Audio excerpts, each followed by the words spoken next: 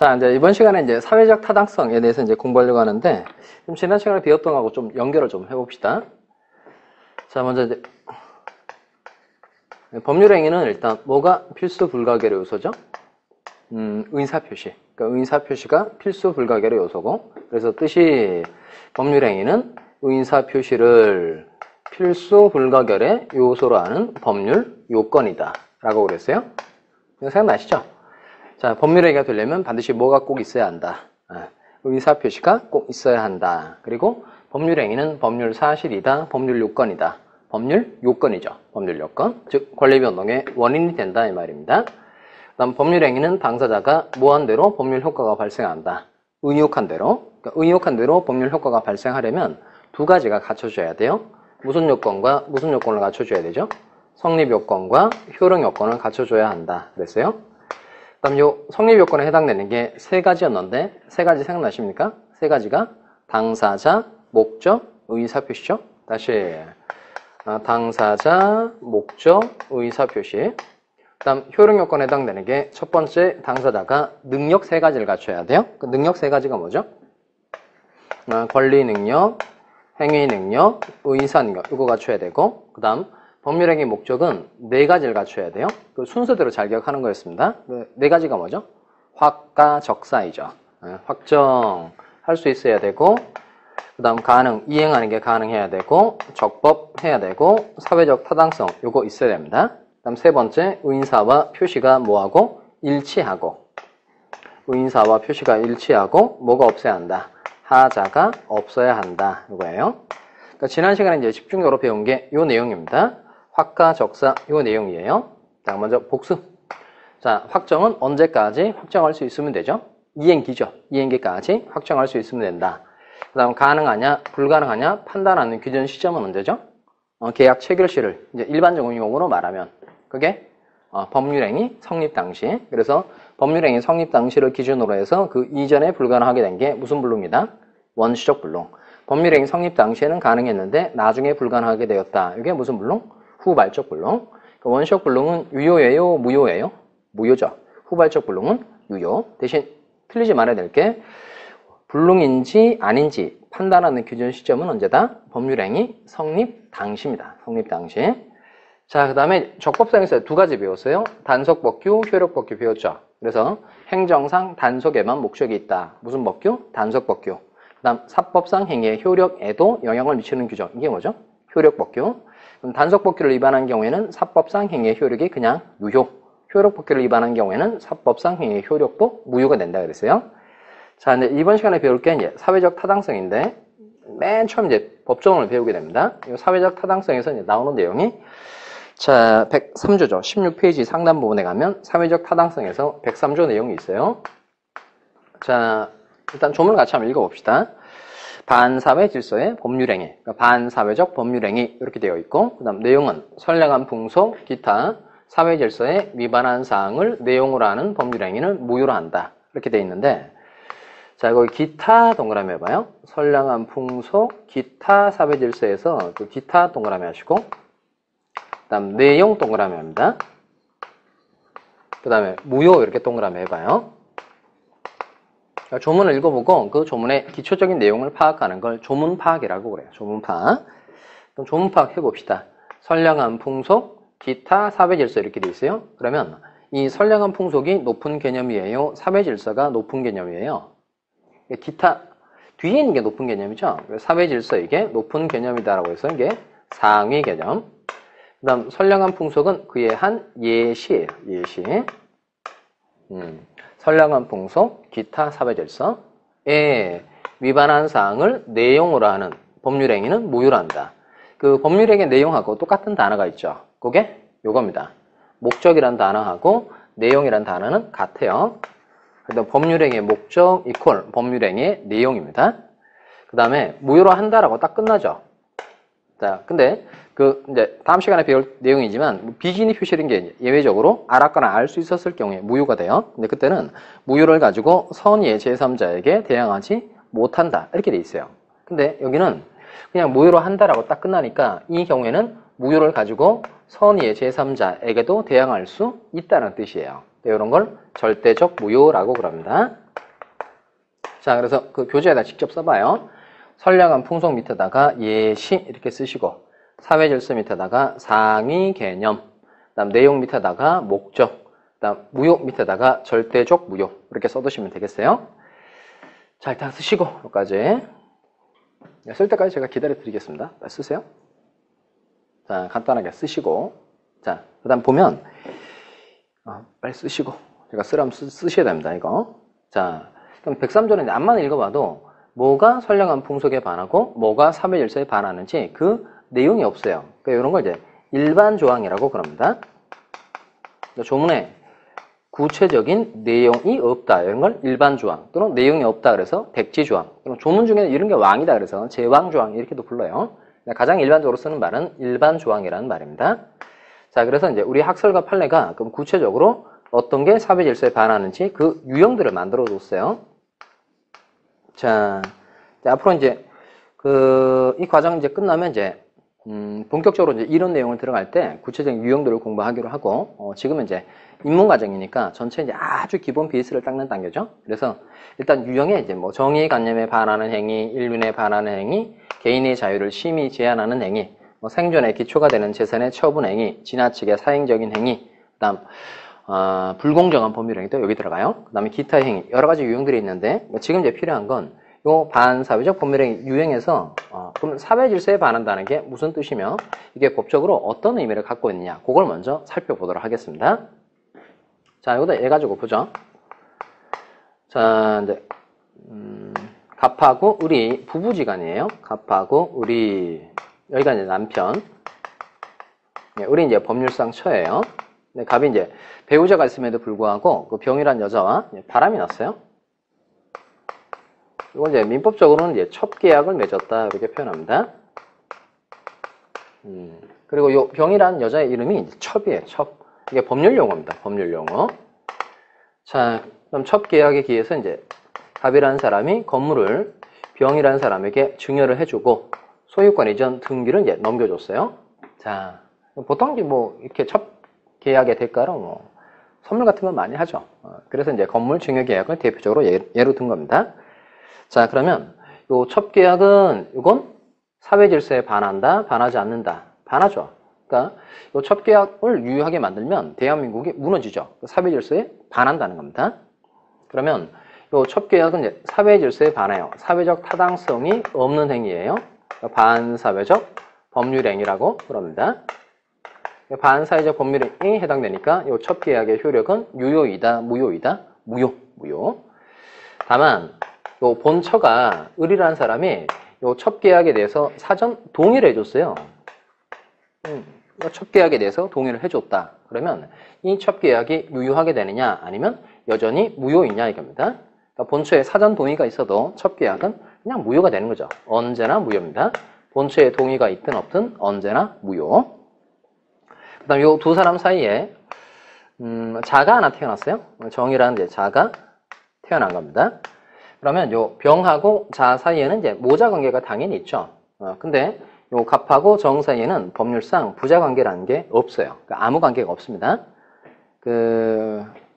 우리 보통 이제 뭐 이런 관계에 대해서 이제 뭐 아버지라고 말하기는 하지만 법적으로는 남남이에요. 법적으로는 남남이에요. 아무 관계가 없어요. 그러니까 남남이라 그랬으니까 갑이라는 사람은 요 정에 대해서 친권을 행사할 수 있다, 없다? 없다. 그리고 요 정은 또 자가 아니니까 갑이 죽어도 정이라는 사람이 상속 이런 걸 받을 수 있어요, 없어요? 없어요.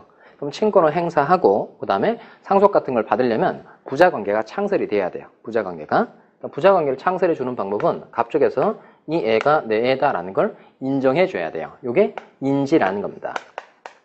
부가 혼인 외의 자가 자신의 자임을 인정하는 걸, 이걸 인지라고 표현합니다. 그러니까 인지를 하고 인지 신고가 이루어지면 자가 출생한 때에 소급해서 부자관계가 만들어지는 거예요. 그러니까 인지가 돼야만 친권 행사할 수 있고 인지가 돼야만 상속을 받을 수 있습니다. 자, 근데 요 갑이라는 사람이 이제 첩계약을 체결했는데 이건 무효인데 요 병하고 정을 내가 본처와 이혼하게 되면 또는 본처가 사망하게 되면 호적에 올려주겠다.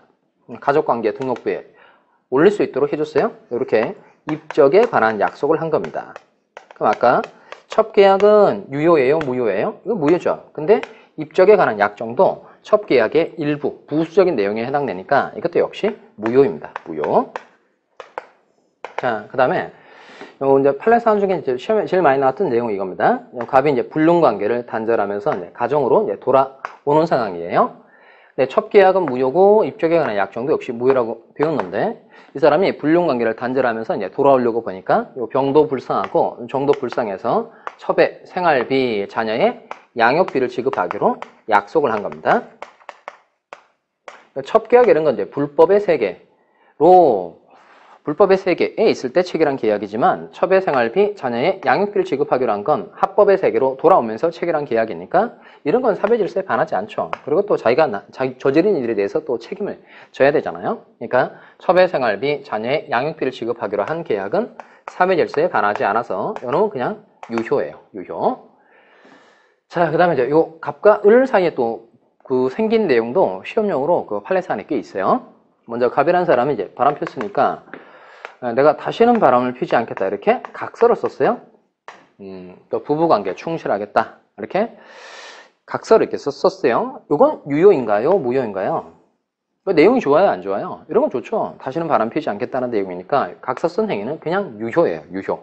그 다음에 요 을이라는 사람이 입었을 정신적 고통 이런 게 있으니까 갑이 그 손해배상조로 자기가 가지고 있는 건물을 요 을이라는 사람에게 양도해 줬어요. 양도. 근데 요 갑이 을이 아무래도 이 건물을 이제 손해배상조로 양도받고 난 다음에 확 다른 사람에게 팔아버릴 것 같으니까 양도 계약을 체결하면서 이렇게 제한을 붙여놨어요. 부부관계가 유지되는 동안에는 처가 임의로 처분하지 못한다. 이렇게 제한을 붙여놨어요. 제한. 그러니까 이 사람 조금 쫀쫀하죠. 줄 때 화끈하게 준 것도 아니고 주면서 너 처분하지 마라. 이렇게 제한을 붙여놓은 거니까 요게 이 부부관계가 유지되는 동안에 임의로 처분하지 못한다는 제한을 붙인 게 사회질서에 반하느냐 이겁니다. 우리 판례는 이렇게 본 거예요. 원래 개인들이 법률행위를 하면서 효력을 제한할 수 있는 게 원칙이다, 없는 게 원칙이다. 있는 게 원칙이에요. 있는 게 제한할 수 있어요. 제한할 수 있고 그 제한 내용이 그렇게 사회질서에 반해 보이는 정도는 아니다 이렇게 본 겁니다. 그러니까 임의로 처분하지 못한다는 제한을 붙인 건 그대로 뭐하다? 유효하다는 거예요. 자, 여기까지가 그 일련에 반하는 행위 중에 이제 제가 대표적으로 하나 골라서 첩계약을 가지고 설명을 했어요. 일단 판례 사안들은 제가 쭉 다 정리를 했는데 지금 보려고 하는 건 이겁니다. 자, 다시 좀 그림을 좀 정리를 해봅시다. 자, 맨 처음에 봤던 예로요. 자, 첩계약을 맺었어요. 첩계약을 맺고 첩계약의 대가로 갑이 자기가 가지고 있는 건물을 병이라는 사람에게 뭘 해줬다? 증여를 해줬다는 겁니다. 그럼 아까 첩계약은 사회질서에 반하니까 이거 무효이죠. 그리고 지금 첩계약에 의해서 건물을 병이라는 사람에게 증여를 해줬어요. 그럼 첩계약은 반사회적 법률행위 이렇게 부르면 되는데 요 증여계약은 건물 소유권을 증여해준 건 뭐라고 부를까요? 자, 요 용어를 꼭 기억하자는 겁니다. 자, 읽어봅시다. 요게 불법 원인급여예요. 불법 원인급여. 자, 요 불법이라는 건 요걸 얘기하는 겁니다. 하여튼 불법 원인급여에서 말하는 불법은 법에 위반되는 모든 행위를 말하는 게 아니에요. 이건 반사회적 법률행위를 말하는 겁니다. 그러니까 반사회적 법률행위를 원인으로 해서 물건 같은 걸 주었다. 이걸 뭐라고 한다? 불법 원인급여라고 그럽니다. 자, 요게 대해서 규정하고 있는 조문이 746조예요. 아까 반사회적 법률행위는 몇 조였죠? 이건 103조. 그 다음에 반사회적 법률행위에 의해서 물건 같은 걸 주는 걸 뭐라고 한다? 불법 원인급여. 그래서 요 103조하고 746조는 동전의 앞뒷면과 같은 관계에 있어요. 늘 따라다니는 조문입니다. 자, 그래서 746조 내용을 좀 보겠습니다. 자, 16페이지 가면 103조 바로 밑에 746조가 나오죠. 자, 일단 같이 한번 읽어봅시다. 시작. 불법의 원인으로 인하여 재산을 급여하거나 노무를 제공한 때에는 그 이익에, 그 다음에 줄합니다. 반환을 청구하지 못한다. 반환을 청구하지 못한다. 여기까지가 본문입니다. 그 다음에 그러나 뒤쪽에 있는 게 단서예요. 그러나 그 불법의 원인이 수익자에게만 있는 때에는 그러하지 아니하다. 그러하지 아니하다 밑줄 하시고 이건 뜻이 반환 청구할 수 있다는 겁니다. 자, 그러면 다시 이쪽으로 오셔서 지금 이제 불법 원인급여에 해당돼요. 그럼 불법 원인급여에 해당되는 경우에는 원칙적으로 반환을 청구할 수 있다, 없다? 없다는 거예요. 그러면 반환 청구가 되려면 불법의 원인이 수익자에게만 있는 때에는 반환 청구가 돼요. 그럼 여기서 지금 이익을 본 사람은 갑이에요, 병이에요? 병이죠. 그러니까 갑은 급여자고 병이 이익을 봤으니까 이 사람이 수익자예요. 근데 이 첩계약은 둘 모두에게 불법의 원인이 있는 거다. 병에게만 불법의 원인이 있는 거다. 둘 모두에게 있는 거죠. 그러니까 단사가 적용되지 않아요. 그래서 이 경우에는 항상 본문만 적용이 됩니다. 그러면 결국 이 첩계약이 무효가 됐어요. 그러면 갑 쪽에서는 이 건물 준 거 다시 돌려달라. 반환 청구할 수 있다, 없다? 없다는 거예요. 없다. 그러니까 일단 법에 아주 기본적인 상식하고도 이게 딱 맞아떨어지는데요. 갑, 너는 사회질서의 반환은 행위했구나. 그러니까 네가 체결한 계약은 무효다. 그럼 갑이라는 사람이 이 계약이 나중에 무효라는 걸 주장해서 건물을 되찾아가지고 오려고 할 때 법이 도와준다? 안 도와준다? 안 도와준다는 거죠. 반환 청구 안 된다 그랬으니까. 그러니까 첩계약과 같이 반사회적 법률행위를 저지른 자는 그 급여물의 반환을 청구하지 못하도록 해서 이 사람에게 불이익을 주겠다는 거예요. 그럼 만약에 나중에 사회질서에 반해서 무효인데 반환 청구할 수 있도록 하면 첩계약이 줄어들어요? 안 줄어들어요? 안 줄어들죠. 첩계약은 무효가 됐고 건물 다시 돌려받고 또 다른 사람과 첩계약 맺고 건물 돌려받고 이러면 안 되잖아요. 그러니까 요 반사회적 법률행위하고 불법원인 급여하고는 늘 따라다니는 내용입니다. 사회질서에 반하는 법률행위에 의해서 물건 같은 걸 줬어요. 이걸 뭐라고 한다? 불법원인 급여. 불법원인 급여에 해당되는 경우에는 원칙적으로 반환을 청구할 수 있다, 없다? 없다는 겁니다. 그러면 갑의 반환 청구가 인정되지 않으니까 이 건물에 대한 소유권은 누구에게 넘어갈까요? 병에게 넘어갑니다. 요 병이라는 사람이 건물에 대해서 소유권을 취득하는 건 요건 요렇게 불러요. 자, 요 단어 잘 기억해 두시기 바랍니다. 갑의 반환 청구가 인정되지 않음으로 인해서 첩이 누리는 소유권을 뭐라고 한다? 반사적 이익이라고 한다는 겁니다.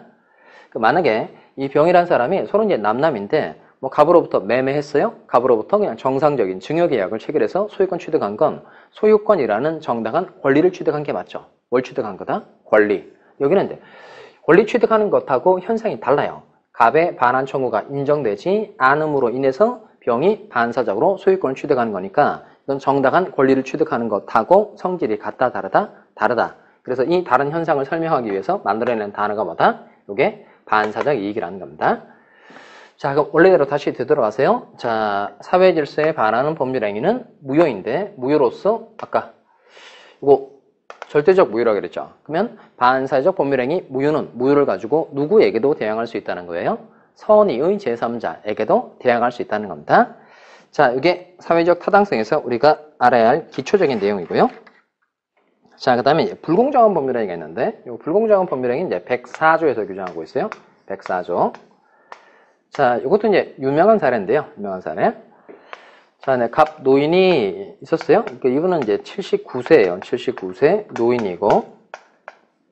일단 찍어보세요. 이분 도시에 살아요? 농촌에 살아요? 농촌에 살아요. 농촌에 거주하고 있고. 그 다음 갑 노인은 똑똑한 사람이다. 어리석은 사람이다. 이건 뭐 제가 한 얘기가 아니고 판결문에 나오는 내용입니다. 갑 노인은 평소에 어리석은 사람인 것으로 인정되므로 이런 말이 나옵니다. 판결문에. 갑 노인은 대부분 판례를 남긴 사람이고 거기서 어리석은 사람으로 판결문에 쓰여져 있어요. 자, 여기까지는 판례 사실관계하고 똑같고요. 근데 그 다음에 제가 바꿨어요. 갑이 가지고 있는 건물이 3억짜리가 있었어요. 근데 을이라는 사람이 갑 노인이 평생 그 농사만 짓고 어리숙한 사람이다 라는 걸 이제 이용해 먹기 위해서 당신이 가지고 있는 건물은 시가로 무려 1억 원이나 됩니다. 이렇게 얘기했어요. 1억 원이나 된다. 그러니까 1억의 돈도 엄청 큰 돈입니다. 이렇게 얘기를 한 거예요. 그래서 일단 계약금조로 1,000만 원을 줬어요. 그 다음에 이제 특히 중요한 내용이 나오는데 을이 계약 체결하고 바로 다음날 중도금을 줬어요. 중도금. 보통 그 시간적으로 좀 격차가 있죠. 계약금 주고 뭐 한 보름 뒤에 중도금 주고 그 다음에 또 보름 뒤에 또 잔금 주고 이런데 계약 체결하고 바로 다음날 중도금을 줬어요. 그 중도금도 많이 줬어요. 계약금조로 1,000만 원을 주고 중도금조로 7천만 원을 준 거예요. 7천만 원. 그럼 합계가 8천만 원이잖아요. 8천만 원. 그리고 이제 나머지 잔금 2천만 원을 주게 된 거예요. 그럼 갑 노인은 이제 건물에 대한 소유권 이전 등기를 이제 을에게 넘겨줬고 을도 이제 1억 대금을 다 갑에게 지급을 한 겁니다. 그럼 결국 누가 폭리를 취한 거예요?